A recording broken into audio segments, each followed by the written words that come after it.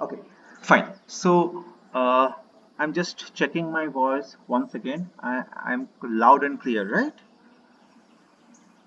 Okay. Okay. So yes, all good. Fine. Thank you. Thank you so much. So today, what we are going to discuss is five senses mindfulness. Okay. We know about mindfulness. Like it could be a breathing mindfulness where we focus on our breathing sensation. Intentionally we try to observe our breathing sensation. We know about body scanning mindfulness. We know about walking mindfulness. We know about dishwashing mindfulness, which Teach Nat Han kept on saying. Okay. Okay, Revan. Great. Thank you. So even we can do mindfulness while washing our dishes. Teach Nat Hanh, if you read his books, Vietnamese monk, he kept on saying that how he used to practice mindfulness while washing the dishes, in the monastery, and how we can be benefited as well. So I also tried the same thing in my house because I'm the official dishwasher in my house. I mean, my wife cooks the food and I wash the dishes. So I even try that dishwashing mindfulness. But today, what we are going to discuss is a little bit different. Why it's a little different? Because here we are trying to employ all our senses, and that is why it is known as five senses mindfulness. Sometimes therapists or practitioners or facilitators calls it 5 4 3 2 1 grounding techniques. The same thing. Five sense mindfulness and 5 4 3 2 1 grounding techniques are the same thing. It's not only used in traditional mindfulness practice but also in therapy, because we know there is mindfulness is integrated in the modern therapy as well, like in CBT therapy, like cognitive behavioral therapy, MBSR, right? Mindfulness based stress reduction therapy, MBCT. Okay, then ACT. In different therapies mindfulness are used. Why it is being used? Because mindfulness has shown evidence. So mindfulness based stress reduction is a evidence based practice where it has been taught to many people, and they were under the research, and after 2 months they have found measurable benefits, measurable changes in those focus groups, in those sample, I mean the research subject. Then only it has been included in the modern psychology practice and modern neuroscience practice. Now if you go to any counselor, he or she might take you through cognitive behavioral therapy, and mindfulness is there. He or she might take you through MBSR, which is basically uh, based on mindfulness based stress reduction. And it was found by John Kabat-Zinn, and he was a biologist. And in 1970s, 80s, he made it very popular in medical fraternity, medical community. So from there we have got MBST, but the root of mindfulness is not new. The root of mindfulness is, in ancient time from Buddhism and from Hinduism. So today we are going to talk about five senses mindfulness, or 5 4 3 2 1 practice. Sometimes it is also known as 5 4 3 2 1 grounding practice. Sorry, I am here. Hi, Doc. Okay, just have a seat. We have a lot of seats here. No worry. We are just starting, Doc. Don't worry.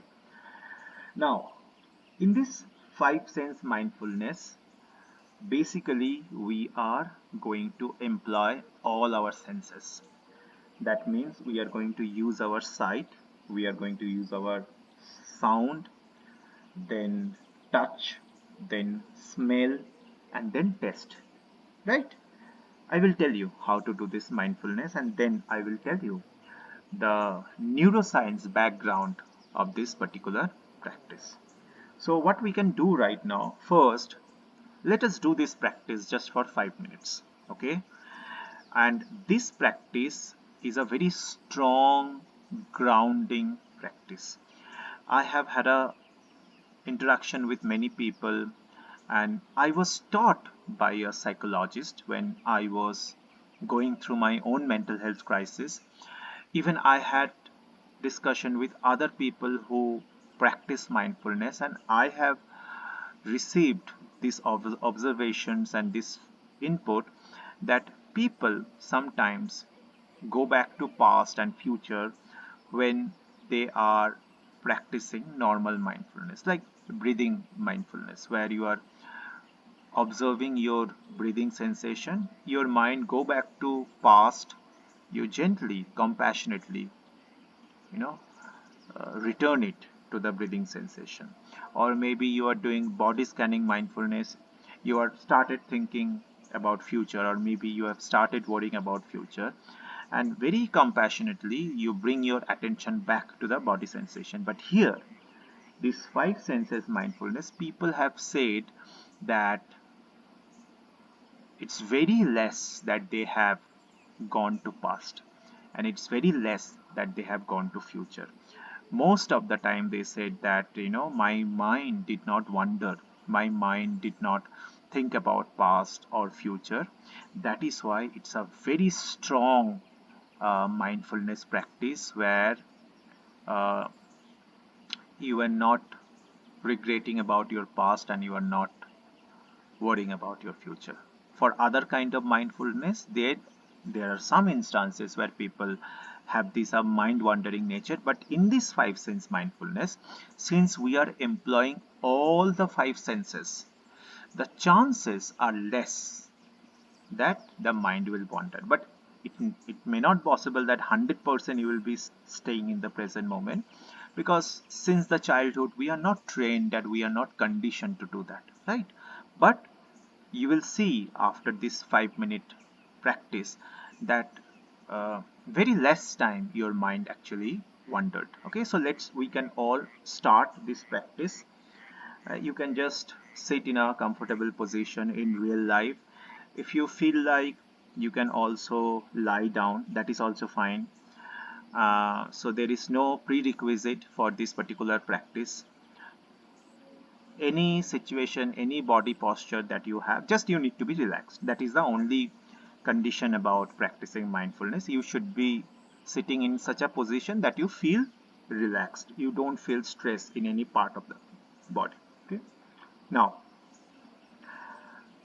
5 minutes we are going to take, and for each minute we are going to observe different things.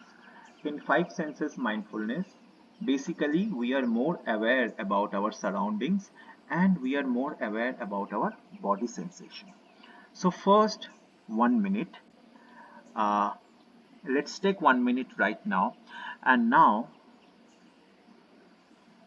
try to find out five things surrounding you, maybe inside your room. Okay, acknowledge or notice five things in your room, and look at their shape, their color, their texture, any shadow is falling from that particular object, anything. So first what you need to do, you need to acknowledge five things inside your room surrounding you. It could be anything: a phone, a watch, a small, plant, your bed sheet, anything. It could be anything. But you need to choose five different things. Okay, so I'm going to choose my phone, my mouse, I mean computer mouse, not the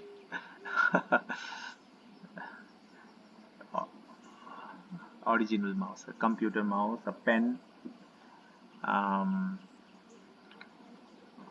air cooler. No, not a squeaker mouse. It's very hot in India right now, so air cooler I have in my room and a Bluetooth speaker. So five things. So you all can, just like I have chosen five things, you all can choose five things and you observe the object and look at the color, the shape, the texture. Okay. I'm just going to take pause for 20 seconds so that you all can observe.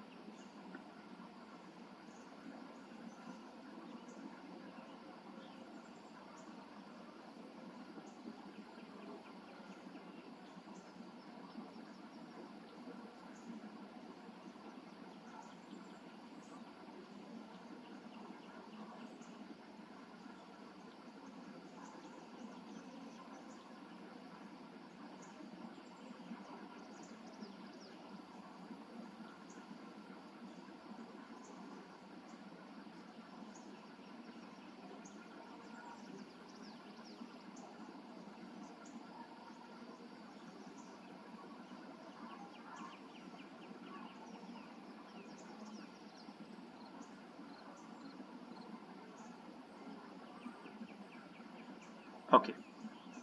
Now what we are going to do, we are going to touch four things. Any four things that we can touch. So I am touching my laptop keyboard. I am touching the pen. I have to I go. have to Sorry, go. man. Sorry, man. Yeah, yeah, fine, Doc. No issue. Namaste, Namaste, everybody. yeah, Namaste, namaste, master. namaste, namaste. I'm going to touch my mobile phone and I'm going to touch a watch.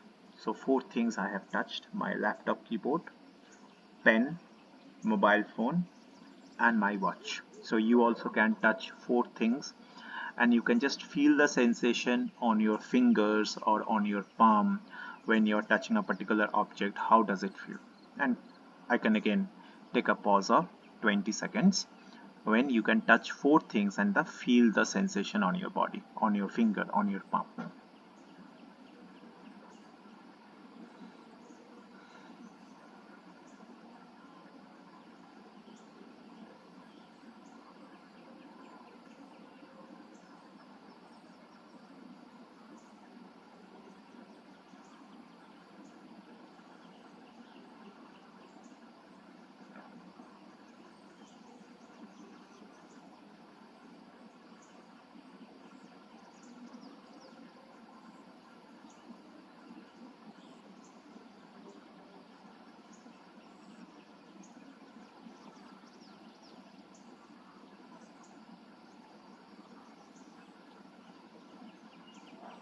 Okay, now what we can do, we can try to hear or listen to three things. So uh, a mild sound is coming from my laptop because now the graphics is pretty high and my laptop is kind of overheating itself. So a little sound is coming from the fan of the laptop. That is the first sound. Some cars are going, I mean, near our house, or cars are passing by, so I can hear that sound. Also there is a nearby church and they are having the Sunday gathering and they are praying. I can also listen to that praying, the sound. So similarly you can also acknowledge three things that you can hear. And again I'm giving a pause for 20 seconds. Yeah, yeah, you can listen to the chimes here, the wind chimes, and the sound here in this the Buddha center sim. So any three sound you can acknowledge in second life or in real life.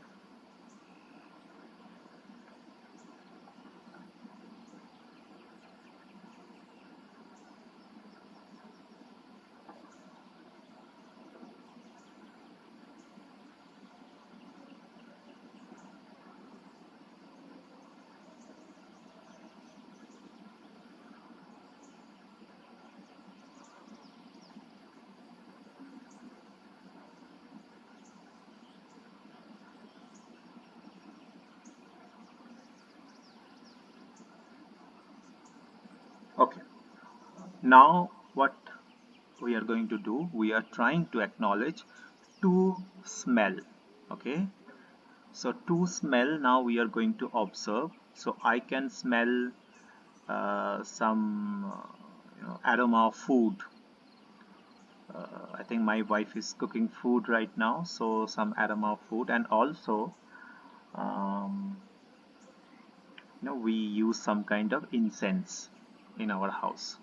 So I can smell the sound, the aroma of incense, and I can also smell the aroma of food. So similarly, you can also sense two different kind of smell in your surrounding. And we should not be judgmental, even if any foul smell comes, or it is not pungent smell, or not very pleasing, that is also fine. We just need to notice and observe. That's it.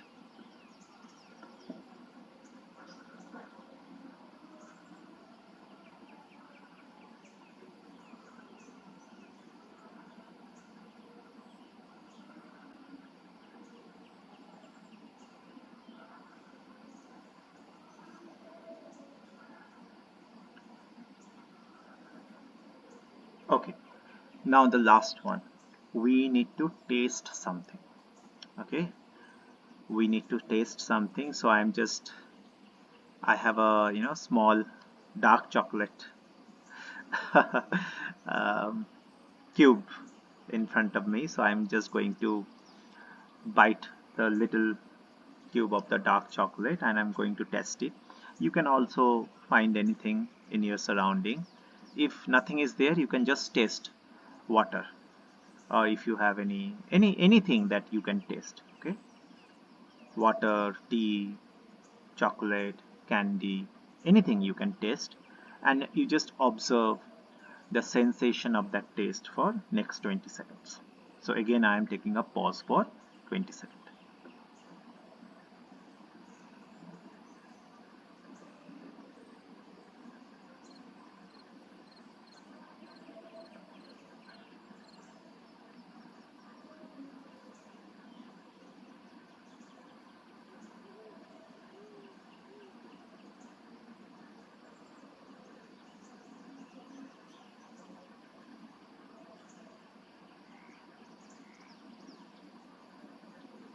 Okay, so we are done with the five sense mindfulness. I hope you could taste uh, something in the last 1 minute, and you just observe how it feels inside your mouth when the tongue rolling on that object. The you feel the and how it impact your taste bud. I hope you could feel that.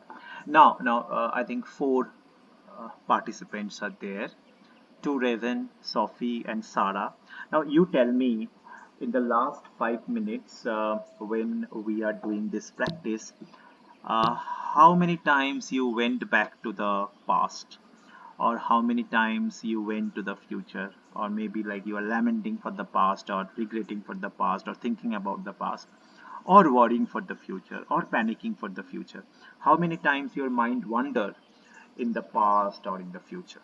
You can just share your genuine and honest feedback, that did your mind wander a lot or it wandered less.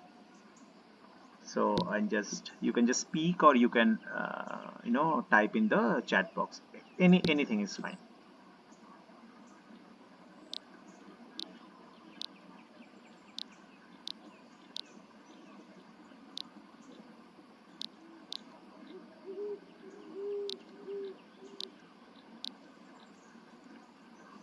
So you can just type that how many times your mind wandered, or did you feel that your mind wandered less? Ah, distracted by the cookie. That is fine. That is fine, uh, Sophie.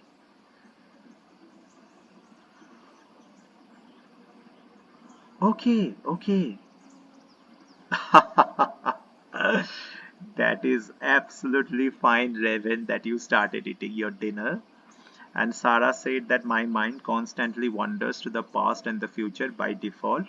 but the mindfulness activity helped me be in the moment. Yeah, great. Thank you for sharing. It's true, like it will take some time to, rewire our brain, because since the childhood, the way we have grown up, we are not trained to be mindful. Okay, so it will take some time. But most of the time, if you practice this grounding technique, you will feel that your mind wandering is less as compared to other activity and as compared to other form of mindfulness, because this mindfulness is very dynamic in nature, where we are employing all our senses. In other form of mindfulness, we are not fully employing all five senses, but here we are employing our all five senses. That is the reason it's a very strong practice that we can do every day. Sometimes it feels boring. I have to notice five things, I have to touch four things, I have to hear three things. So what I do, I practice this five sense mindfulness in the morning when having a cup of coffee. So I take a cup of coffee and I notice five things. Noticing five things is very easy. And then I touch my cup of coffee. And, I touch, yeah, yeah. And I touch the four part of the cup, maybe the upper part of the cup. Acha, Sophie said that today has been difficult to focus, but there are still moments of mindfulness. When I went for a walk this morning, it was nice to just focus on the experience of walking. Ah, great. Even, the Buddhist people, they have this practice, walking mindfulness. In silence, you can just walk. And no worry, Sophie. I'm really glad that you found it. So, even though if on any particular day, if we are not feeling okay, we can be many more things to be worthy of, right? So I was just reading a social media post a few days back, and the post said that I'm not okay today, so in the present absence of okay, what else can I be? And it said that I can be gentle, I can be unashamed, I can turn my pain into connection. I can be a student of stillness. I can be awake to nature. I can sharpen my empathy against the stone of my discomfort. I'm not okay today, but I am many worthy things. And I said, wow, this is wonderful post. Yeah, it's okay not to be okay. Exactly. Exactly. Thank you so much, Sophie, for sharing, and thank you so much everyone for sharing. So what I do, I'm telling you a little bit shortcut. you know so I take my morning cup of coffee, I look at five things surroundings, and then I touch four different parts of the cup: upper part, the bottom part, the side part, the handle through which I'm holding the cup. And then I try to listen to three things in my surrounding, and two things I smell. One is the fresh aroma of the coffee, and one is something else coming from the room or from outside. One is definitely the fresh aroma of the coffee, and the last thing that I do, I taste the coffee. So this is how I practice five sense mindfulness, because I have found that if I try to keep aside some other time for five sense mindfulness, most of the day I miss it. So what I do, I try to attach this practice with something that I do in a daily manner. So when I wash my dishes, I try to practice mindfulness. And this is the best thing about mindfulness. You don't need to keep it separate. Don't need to keep aside separate time for doing mindfulness. Whatever you are doing, you can just attach mindfulness into it, and it will give you the same benefit. Okay, I just shared my secret of five sense mindfulness with a morning cup of coffee, and you feel whatever works for you. We all are different human beings. Our brains are not same. Just like our fingerprint, our brains are also not alike. If there are 7 billion people, then there are 7 billion different kind of brains. So what might work for me may not work for you. So you have to find what works for you. Okay. Now let me tell you a little bit background story about neuroscience, that how it helps our brain. So the first way this five sense mindfulness helps our brain, because it involves sensory processing and awareness, right? Now, for sight, the somatosensory cortex gets activated when we are looking at something. When we are listening sound, the auditory cortex gets activated inside our brain. When we are seeing colors, the visual cortex in our brain gets activated. Okay, that means we are making different part of the brain activated by this particular five sense mindfulness, which in turns help us focus more and be more attentive. Okay. So when we practice that mindfulness, uh, just give me 1 second. Sorry, I'm just having a phone call. And when we practice this mindfulness, there is a prefrontal cortex of our brain is more engaged, and anterior cingulate cortex in our brain which is more engaged, and our attention span increases.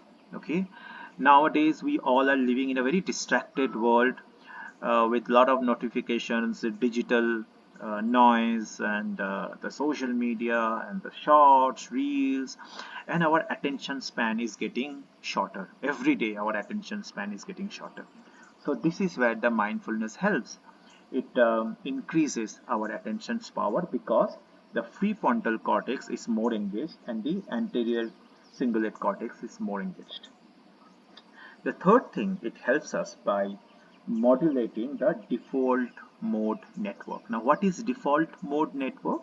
The default mode network is a brain regions which are connected together, or which lights up when our mind wanders, when we go back to past or when we go to future. So the default mode network is kind of the brain circuit which gets activated when we are regretting about past, lamenting about past, feeling guilty about past, or worrying about the future, or having stress about the future, or overthinking.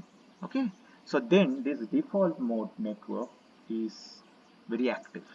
Now, what the research says, that when we practice mindfulness, any kind of mindfulness, there is decreased activity and connectivity in default mode network. That means uh, the default mode networks activates when our mind wanders, when we do rumination, when we do overthinking. But through mindfulness, we can change it. It will not in a single day, it will take some time, but we can rewire our brain, and there will be a decreased activity in DMN, that is default mind network, and that will reduce the brain natural tendency to go to past or future. So here we are rewiring our brain and our biology to change the tendency to go back to past and future. Sometimes it happens in autopilot mode. Sometimes we are not even aware that we are going to past or we are going to future, or we are overthinking. It just happens automatically. So here the benefits of this particular mindfulness, or any mindfulness, which decreases the activity in the DMN network. The fourth thing, the benefit and also the neuroscience of this practice is emotional regulation. I think I have already discussed about amygdala. Now, amygdala is a kind of, emotion center in our brain which process stress and fear. See, our brain is not wired for happiness. It is wired for survival. And amygdala plays a very important role in survival, and it always processes fear and stress. So we can fight through the situation, or we can flight, or we can run away from the situation, and that is the basic survival tendency that we all have got since the time we came into this world. Okay, and what happened when we practice mindfulness? It decrease the activity in amygdala. right? So when we practice mindfulness, it decreases the activity in amygdala in response to the emotional situation. That means we react less and we respond more. Most of the time we react to situation, we react to different kind of stimuli, we react to different kind of environmental issues. But when we keep on doing mindfulness, we become more attuned to respond than react. Okay. And the fifth thing, that is the neuroplasticity. So we rewire our brain with more neural connection, and we have neurogenesis, that is coming up with more neurons, and we have synaptogenesis, that is building connection between those neurons, and that changes the brain. And mindfulness has shown that it has the power to change the brain. It can literally rewire our brain, and that has been demonstrated by various scans and MRI and different kind of research. So when we are doing this kind of mindfulness, either five sense mindfulness or something else, we are not just living in the present moment, we are also shaping our brain to be more attentive and less reactive. Okay, so this is the science behind the five senses mindfulness, and I also gave you the benefit. But remember, it will not, we cannot see the benefit in one single day. It will take time. For mindfulness to show the benefits and the effect, it takes at least 2 months. That is why in MBSR, whenever people go through MBSR, mindfulness based stress reduction, that is a 8-week practice across the world. So in any countries you are living, if you are going through MBSR, it will take 2 months, right? Because it takes time to neuroplasticity to take place inside our brain. But it is visible through different scans and it is evidence based. And through mindfulness, we are literally changing our brain to adapt with the situation, to respond in the situation, to become more equipped with our emotional intelligence rather than just being impulsive or rather than just being reactive. So that was a little bit about five sense mindfulness and overall the benefits of mindfulness and the neuroscience of this practice. Now, if you have any question, if you feel like sharing something, your own experience, I'll be very glad because I also learned a lot from you. Okay, so please feel free to share your opinion, your feedback, your suggestion, your experience. You can share in the local chat or you can share through voice, and then we can close the session. Yeah, any question, any suggestion, any feedback about today's session?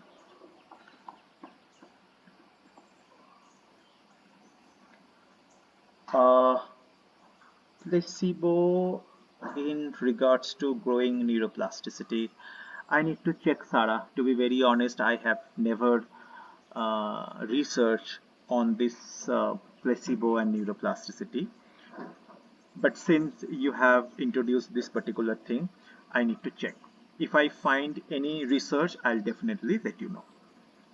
But I need some time. I have research upon placebo, but not placebo and neuroplasticity. I just need some time. Thank you, Sarah. Yeah, anyone else who'd like to share the experience and your opinion?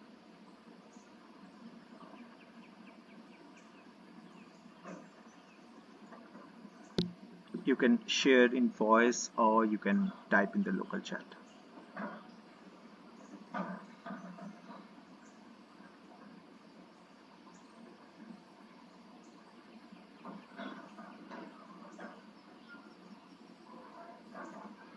Exactly, Sophie. Exactly. It is not a one day thing. It will take some time, and we have to be regular in our mindfulness practice. That is why we have to find something which is enjoyable for us, which we can do every day, and attaching mindfulness with it. So it is not mandate. If we can take aside 10 minutes, 15 minutes, 20 minutes to do mindfulness, then it's wonderful. But sometimes, in our busy real life schedule or even in second life, we sometimes we don't find it. So what we can do, we can attach the mindfulness practice that we are doing anything in a day. Maybe we are watering the plants, maybe we are washing the dishes, maybe we are walking with our pet. Anything that we can do, even cooking food, we can also do mindfully. Sipping tea, we can do mindfully, and that will give the same benefit. Yeah, so definitely it's not a silver bullet. It's a, there is a learning curve for mindfulness and the benefits that it reaps. Thank you, Sophie, for your feedback. Anyone else who would like to share the mm, feedback or any experiences?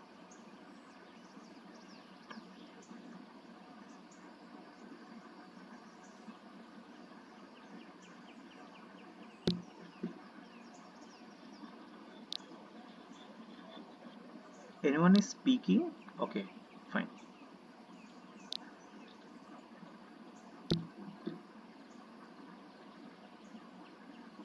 Okay, so if it's fine, no one has any question. You can also ask me question whatever I have discussed in today's session. And later also, if you have any question, you can reach out to me. We have a Discord server. I think Sophie can give you the link of our Discord server, and you can ask me question. I always love taking questions because it helps me to learn more. It helps me to do more research and sharing the thing. Just like Sarah today gave me a topic, neuroplasticity and placebo. So feel free to reach out to me at any point of time in Discord or in Second Life. And next Saturday, again, I'll be back, but that will be 10 a.m. SLT. Just only this Saturday, I had some work, so I could not come at 10 a.m. SLT. I'm taking at 10 p.m. SLT, but from next Saturday, it will be 10 a.m. SLT. So thank you so much for joining, and it's great to have you all here and learning from your input and your um, experience. So my deep gratitude for your presence, and next Saturday we shall come and we shall discuss. Okay, bye for now. And I think you all are from USA, so good night and namaste.